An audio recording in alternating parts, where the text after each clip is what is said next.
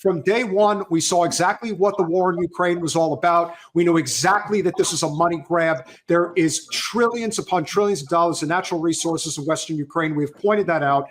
The wars that are fought are all about natural resources. And yet there are people, the most disturbing thing, John, that I have seen maybe in all the years I've been following politics is when the Democratic House committee was standing on the House floor waving the Ukraine flag. Yeah. I never, ever, I never see them wave the American flag. And even that, as jingoistic as it may seem, I could at least understand that. But you're going to wave the flag of why don't you just wave the Israel flag while you're at it? They Like, why have that outside. Yeah, they do that, That's their offices. They have that hanging all Yeah, over the place. that's The true. Israel flag.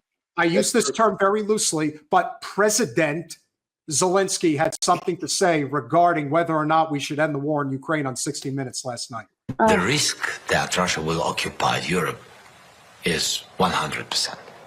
If the United States pulls out of NATO, Yes. Russia will occupy Europe. Yes, so not all the Europe. They will begin from those countries, as I said, who are big our friends, but small countries who've been in the USSR and the Soviet Union. They will begin, and we'll see what will be the answer. But you. So was that John Bolton or James Clapper who gave him that talking point, John? I'm just Exactly. Exactly. See, this is the thing: is we so want to believe that we have independent thinkers making these foreign policies, and we don't. There are no independent thinkers out there. It was, I'll tell you a story that bothers me very much. I mentioned it yesterday on a podcast, but I happen to be Greek Orthodox, and the Orthodox Church has taken a strongly pro Zelensky position, which bothers me very much. And one of the reasons, or the primary reason that they did this, is because Hillary Clinton, when she was the Secretary of State, went to the Patriarch in Constantinople and said, we want you to recognize the Ukrainian Orthodox Church as independent of the Russian Orthodox Church. It's been a combined church for 1,000 years, a little bit more than 1,000 years. So he said, well, the Patriarch said, it's not really in our interest. She says, I'll give you $15 million. State Department will transfer $15 million to the Orthodox Church. The Patriarch says, I'll take the cash. She says, but it has to come from Ukraine. So we're going to transfer the money to the Ukrainian government, and then they'll put it in Ukrainian banks and send it to Constantinople. Well, by the time it got to the Patriarchate, it wasn't 15 million, it was 10 million. And when the Patriarch complained to Hillary Clinton, she said, I don't know anything about that. All I know is I sent you $15 million and you promised to recognize the Ukrainian Orthodox Church as independent, which he was forced to. But this is year after year after year. Ukraine is on the United Nations list of the most corrupt countries on the planet. Where did we think our money was going to go? Did we think that all of a sudden they were going to be honest and transparent about our money? Of course not. And the fix has been in for, what is it now, 3 years, I guess it is? So now we're supposed to be upset that that Zelensky doesn't want to settle this? He's never going to want to settle this. Everybody's getting rich. I wonder how much real estate he owns in London by now. Isn't he worth like $100 million or something like that? Wouldn't be at all surprised. Not at all. We'll continue. Europe will not answer because they don't have. They will begin to defend itself. Each country defend itself. And at this moment, so Russia will get all the successes with all the territories they will want. I don't know, they will want 30% of Europe, 50, I don't know, nobody knows.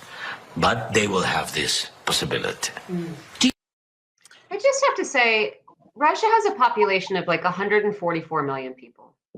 Just physically, how do you propose that Russia occupies Europe? It just kind of, it just is such negative population growth. Negative population growth. Doesn't make any. It just is so implausible. It's so bizarre that we have this idea of the enemy of Russia that is so outsized when it comes to its actual capabilities. Yeah. Not technological, right? And not, like they have been able to hold their own against, Ukraine backed by NATO, right? They've done a pretty impressive job. But the idea of occupying and holding all of Europe, 30% of Europe, what are you talking about? This is a Look, They there have were- no idea. fantasy.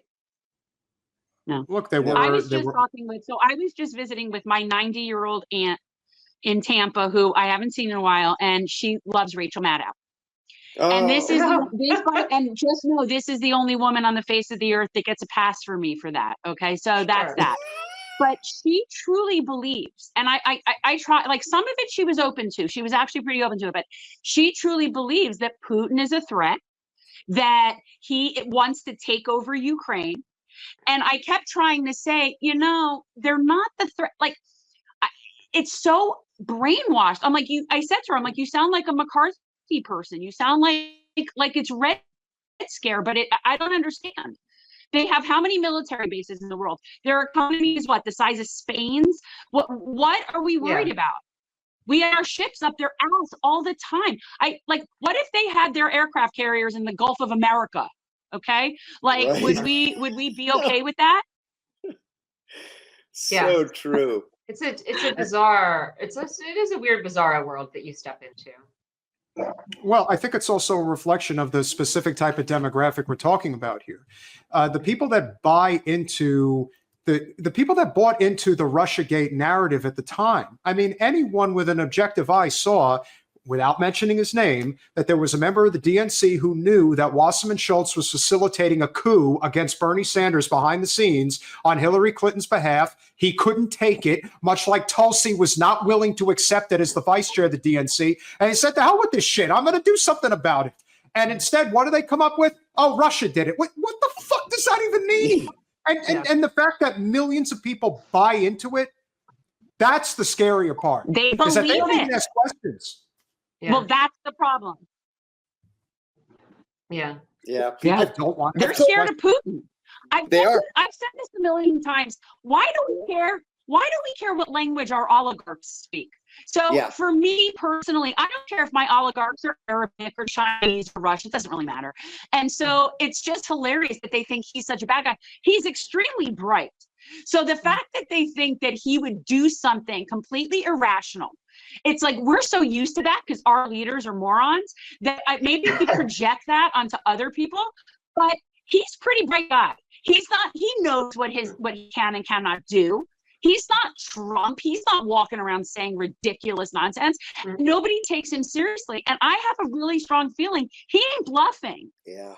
No. No, I mean, I think, well, the outcome of the Ukraine war will be what, we had people predicting when it first started is, Russia is going to, they are going to want to keep some of the land that they have annexed, right? Yeah. Ukraine will be left some, a rump state of some size, 80% of its current size, 75%, 85%, who knows what that negotiation will be. And somehow it'll be like spun as a victory. Or I see a little bit less of that now, but before it was, it was like the great foreign policy victory of Ukraine. Like, I don't understand in what world that's been good for anybody except again for the contractors who've been sending weapons there. Well, no, the bigger problem, of course, is the perception politically that people will look at this from. And what I always have found the most disturbing is that the people who are the loudest about whether or not a war should come to an end are people who would never pick up a weapon in a million years to defend this country. That has always been the greatest indictment on liberal America, as far as I'm concerned. Because they're the first ones to say go to war, and they're the last ones who would ever fight. And this is even more disturbing because I don't know what Zelensky thinks he's going to do at this point, because clearly Trump has made it clear that he wants to end this. I totally want my Nobel Prize. Yeah, that's it. He does. That's what it's about. And so let me assure you something, Donnie. We're going to get to Israel in a minute. You're not getting anything if you allow this genocide to continue being facilitated. You're going to have to do two things. So this is what Zelensky had to say regarding ending this war. President Trump said this week he did not say yes when he was asked if he sees Ukraine as an equal member in the peace process. He did say later that Ukraine would have a seat at the table. Have you been given any assurances that Ukraine will have an equal seat at the negotiating table? So I will never accept any decisions between the United States and Russia about Ukraine. never. And our people, never. And our adults and children and everybody. It can't be so. This is the war in Ukraine against us, and it's our human losses. And we are thankful for all the support, unity between USA, in USA, around Ukraine support, bipartisan unity, bipartisan support. We're thankful for all of this, but there is no any leader in the world who can really make a deal with Putin without us, about us.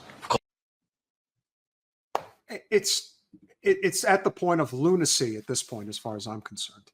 And when you talk about what are we fighting for, you shouldn't have been fighting anything from the very beginning. And so, John, I would, for the audience, if you could put on your, insider hat, if you will. Boris Johnson gets sent over to Kyiv 2 weeks after the fighting begins. Mm-hmm. And what looks like something that was kind of a warning shot, if you will, from Putin's perspective, has turned into a 3-year stalemate, if you will. It could be a hell of a lot worse. But what was the motive of the Prime Minister of the UK, who I have no doubt was just acting on behalf of the Biden administration at that time? Totally agree. I think he was acting on behalf of the Biden administration. The motivation was to drag this war out as long as it possibly could be dragged out, because every day that there's fighting weakens Russia. At least that's the consensus here in Washington. You want the Russian economy to collapse. You want the Russian soldiers to be killed. You want the Russian population to rise up against Vladimir Putin because he's fighting a war that has no end. It weakens society. I've told a story 1,000 times that when I was with the Senate Foreign Relations Committee, I went to Afghanistan to study the heroin poppy crop.